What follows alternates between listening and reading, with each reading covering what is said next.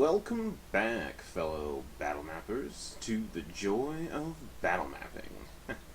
I am Test391, aka DM Nasty Pants, and I will be showing you guys how to do these really rad advanced walls. Really super easy. Yet another just really easy and awesome function of Photoshop. So let's go ahead and check that out. We're also going to cover the basics of curves. So here is how our project was when we left off. So the first thing we're going to do today is come to File. We're going to create a new document. Hit OK, and we are going to grab our selection marquee tool here, and we'll dragging out with our left mouse button. We're going to hold down Shift, and this is going to lock the aspect ratio of our marquee tool so that we can get a perfect square. And we're just going to drag that out. Doesn't really matter how big you make it.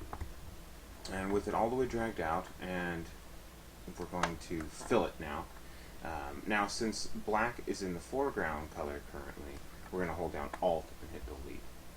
If black were in the background layer, we would need to hit Control and Delete, and we can swap what's in the foreground and background with the X button.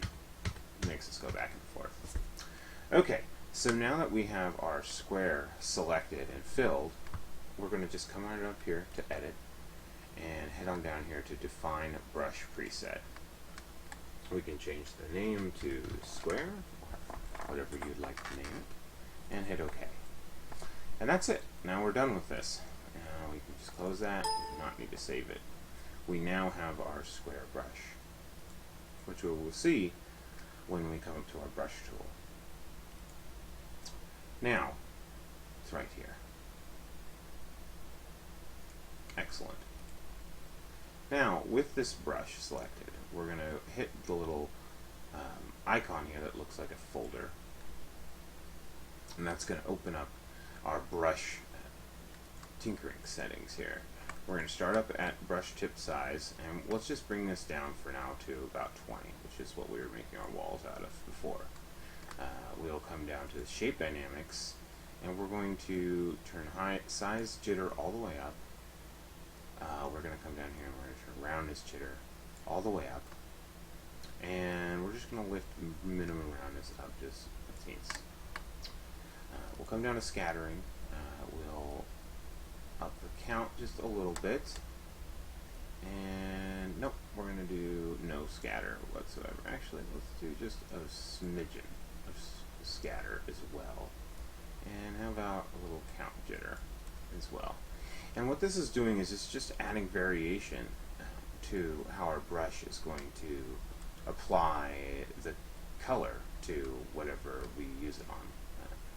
For this example, we're going to be using our layer mask. So with that done, we're ready to rock and roll. So let's head on over to layers. We'll make sure that we have our pattern. Oh, look at that. Let's double click on that. Let's change this to walls, because that's the walls layer. Hit enter, and that confirms that. And now we're going to grab the layer mask here. And seeing how we have black in the background, I'm going to hit Control and Delete to fill the entire layer mask back in with black. And we are going to reapply it with our new brush. So we're going to grab our path, right click, and stroke. And here we go. Boom. Just like that. Now, let's say this were a cave. We wouldn't want these uniform little brick-like looking chiseled bits. We would want something a little more organic and jaggedy. So we can quickly and easily just come in here and do it with we're not going to need a different brush. We're just going to change one setting, and that will get us some cave walls. So we're going to come back up to Shape Dynamics, and we're going to just change the angle jitter all the way up. Okay? And just like that, we will first come to our layer mask, Control, Delete, get rid of it, back over to Paths, We're going to right click, we're going to stroke it once more, and we can see here we now have really sharp, jagged, and easy cave wall texture. Okay, so we're going to try one more method. Slightly more advanced. It's got one extra step. So I'm going to hit Control Z to undo what I just last did. And we're going to come up to our brush. And we're going to change back to a round brush with pixel size of 10 this time. And we're going to go ahead and we're going to stroke that on. So this is going to apply our wall just like it was before, flat but half the size. And then we're going to come over to Layers. We're going to click on our layer mask, which is already selected. I'm just going to make sure that it is. We're going to right click. We're going to come down here to Add a Mask to Selection. Click that setting, and boom, we've got a selection that's perfectly on our walls.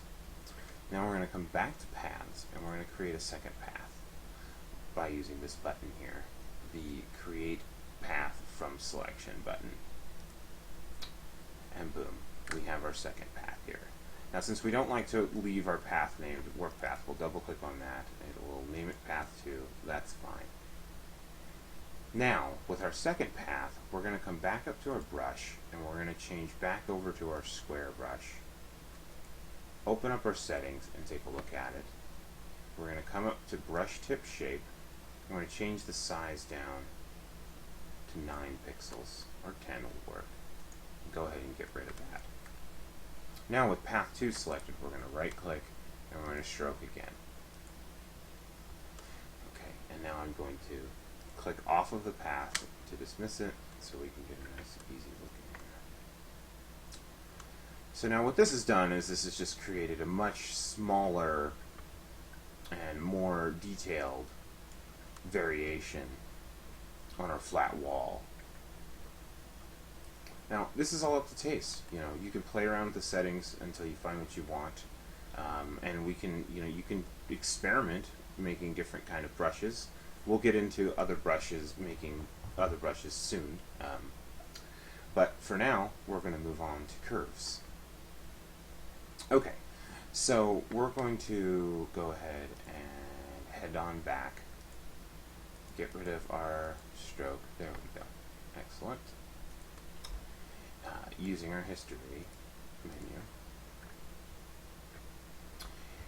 Now that we're back at this stage, with our path selected, we're going to go ahead and come back in here, selecting our walls layer and coming all the way down to our floors layer, holding shift and selecting floors layer so that we select all layers from in between them, and we're going to come down and click on this envelope icon here to create a new group, creating a group out of all those layers, which we can click on the triangle to drop down. We have access to it all right there, but why we're doing this is so that we can hide it all at once.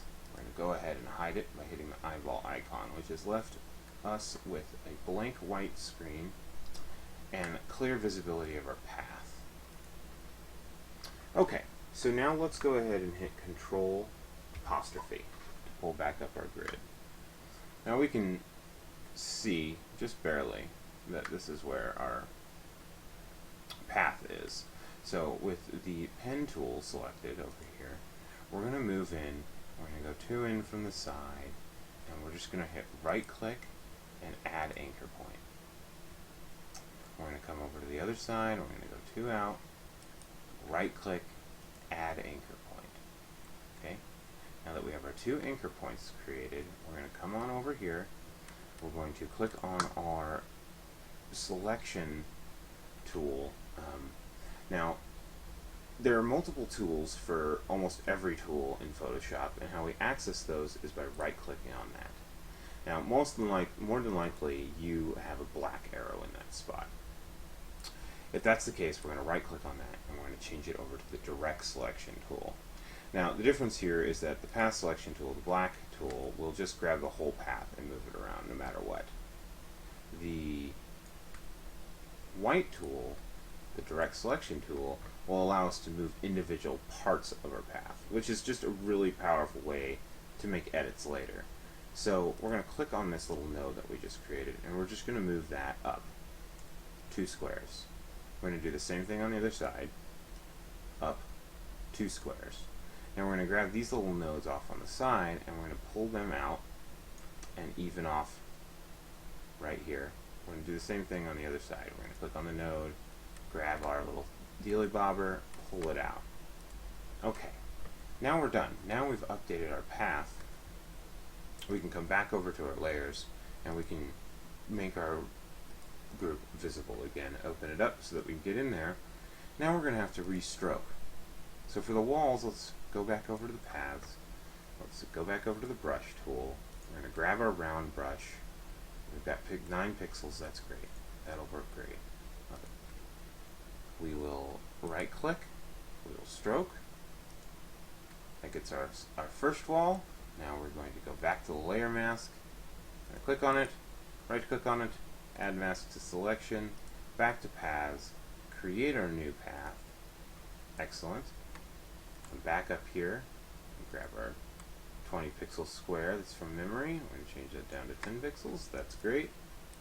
Right click and stroke. There it is. Okay, excellent. Now we can click off of our path. We'll come back down to layers. We'll grab our negative. We'll head back to our path, our original path, and we'll go ahead and we will fill in the path. Uh-oh. Now we made a mistake there. We used the wrong color. So we're going to hit X, and that's going to invert our colors here. And we're going to once again fill that path. And boom. There we go. Now let's hit Control apostrophe, dismiss the grid. We'll click off of our paths to also dismiss that. We'll head back to layers, and we're just going to do one final tweak today. We're going to come on up here, and we're going to just change the drop shadow on our negative layer. Come into Effects, come on down to drop shadow, and we're just going to increase the opacity a bit, and the size a little bit too, and the spread a little bit too. And that's just going to give us a better look. And I suppose we should do one last thing and clean this back up once more. Alright, so we're going to go over to our layer mask, but this time we're going to do this freehand. We're just going to come in and we're just going to paint in with our little tool, our little box tool selected. There we go. We've done it. We can click off, and there we go. Excellent. So that's going to wrap up the 3rd installment in the joy of battle mapping. I hope you guys enjoyed this. If you did, go ahead and hit the like button. If you want to learn some more, go ahead and hit the subscribe button. And definitely, we're going to be taking on objects next time and light. So you're definitely going to want to check that out. And after that, we'll be just about done with the basics, and we can move on to some more intermediate and then advanced techniques and get into some cool experimentation as well. But until next time, thanks for watching. Have a great night.